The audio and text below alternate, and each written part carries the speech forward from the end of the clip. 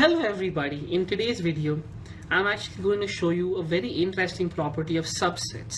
In particular, I'm going to be showing you a special kind of sum that you can construct using the subsets, and a very interesting property that this sum has. So watch till the end, because this sum surprised me and I'm sure it will also surprise you guys.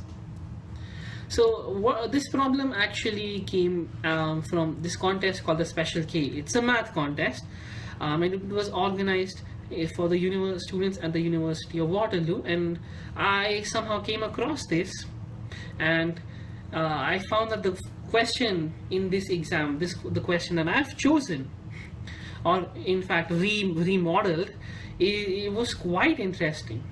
So let me just go through the question. So the question was that you have to prove that this sum from 1 upon I1, I2 all the way to Ik is equal to 2001, where this sum is taken over all the subsets I1 to Ik of the set 1 to all the way to 2001. Now let me explain what this exactly means. So you take every single subset. So you start from 1 2 3 and so on until you reach the final set here. You just keep growing. Eventually you'll get sets like 1, 2, 1, 3. Just forgive me for the brackets, it's kind of difficult to write on the computer. 1, 3 and so on. So what you do now is you take each element of the set. Like if you have 1, you take the element 1 and you place it in the denominator. If you have 2, then you add 1 upon 2, and you do so until you reach the sets where you have more than one number in each set. Then you take the product of them, like that. So you take 1, 2 and you multiply them and then put them in the denominator. You keep doing this until you eventually reach the largest set we have, the largest subset, which is 1 into 2 into all the way to 2001. So that's really the basic idea behind this question. So I felt that this was a very interesting result, and I figured maybe if it occurs for 2001, it probably occurs for every other number n. And that's also how I solved the problem when I saw it online. So that's the really interesting idea that I wanted to show you guys. So if we consider any positive integer n and consider the set an, which is all the numbers, natural numbers basically, from 1 to 3 all the way to n, and we take this sum in the same exact manner. We take all the subsets and then we put them in the denominator after taking their products, and we are going to prove that this subset sum is actually equal to n for all natural numbers n. And of course we have to keep in mind that this subset has to be non-empty, because if it's empty then we can't really take it in the reciprocal. It will just be 1 upon 0. So let's start with the proof. Now if we're going to take it over all natural numbers, might as well use induction, where induction is like you start from a base case, and from then on you say that using this, now you have the base case like a domino, and you say, okay, in general, if you have, this is the weak induction principle, and now you have a domino at k, and you say, okay, this domino is going to fall. So I need to prove that if this domino falls, the k plus 1 domino must also fall. So once you do this thing, you prove that the first domino is going to fall, and you prove that the k domino leads or causes the k plus 1 domino to fall. So it kind of proves that from 1, because k is just a general number, that from 1 then the second domino will fall, then the third domino, all the way to infinity. That's kind of how induction works. So let's just prove from the first case, and the case is 1. So since it's just 1, we have only one non-empty set, which is 1 itself. Now the subset sum will just be 1 upon 1, which is 0, because we don't have anything else. So our base case is clearly true. How do we really proceed forward? Because this sum is very convoluted, like it's very, very complex. It's not really easy to understand. you can have so many different combinations. There's no clear way to proceed. So what we can do is start looking for patterns. So let's just try some cases out, right? Let's just check the number 2 case when n is equal to 2. We're not doing this for induction, we're just experimenting at this point. So what are our subsets? We have 1, 2 and 1 comma 2, which gives us, so this gives us 1, this gives us 1 upon 2, this gives us 1 upon 2 again, because it's just 1 into 2, and you add these together, you get 1 plus 1 equals to 2. So okay, it does make sense. It does seem to be working for all n. Now what about 3?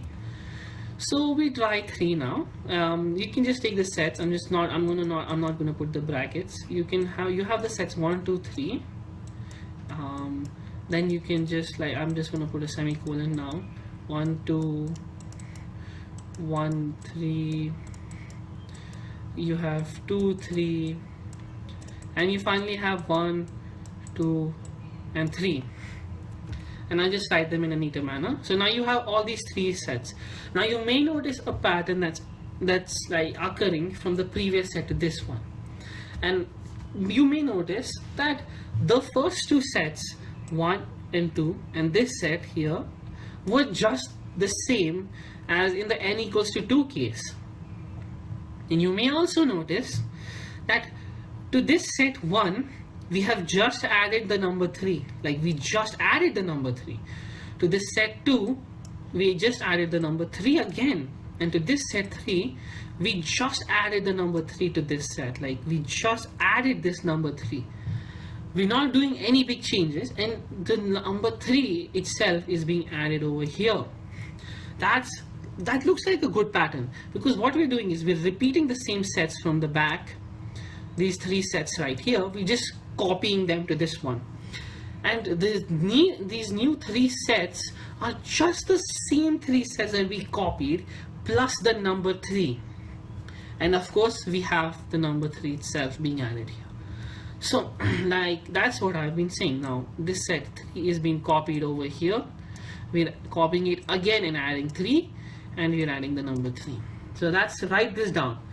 So we take all the previous subsets to generate the next subset, then we take the previous subsets and we just add the number n plus 1 as we did here for 3, and then we add the subset n plus 1 itself. So this gives us a recursive formula, because now we can just say we can just refer to the previous subset sum, and this is how we can proceed with the induction argument. So let's build our induction argument now. So let's begin with our first step. So s of n plus 1. So s of n plus 1, so these are just I'm not really talking about these things because these are just the formal writing, so you can refer to them if you want to see a bit more of a formal way to write it. So of course s of n, let's just start from building it from the first step. So Sn plus 1 equals to Sn. I'm just going to explain why this works, because if you notice, you have 1 upon 1 into 3 plus 1 upon 2 into 3 and 1 upon 1 into 2 into 3. Now you can clearly see that if we just take this 3 as a factor out, we can write this as 1 upon 1 plus 1 upon 2 plus 1 upon 1 into 2, 1 into 2 whole into 1 upon 3. This thing is just the previous sum, S of n. That's kind of how I got it. Just sorry for the weird cut. Now, if we remember by the induction argument, Sn was equal to n. Because of the induction argument, we assume that Sn is equal to n.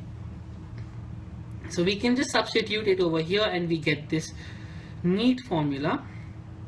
Now you can combine these two fractions and you will notice that this is just equal to 1, because this is like n plus 1, n plus 1. Or if you want to take the long way, you can just see that this is forming a square, and you can cancel out the n plus 1 because this is just n plus 1 whole square upon n plus 1. which is n plus 1.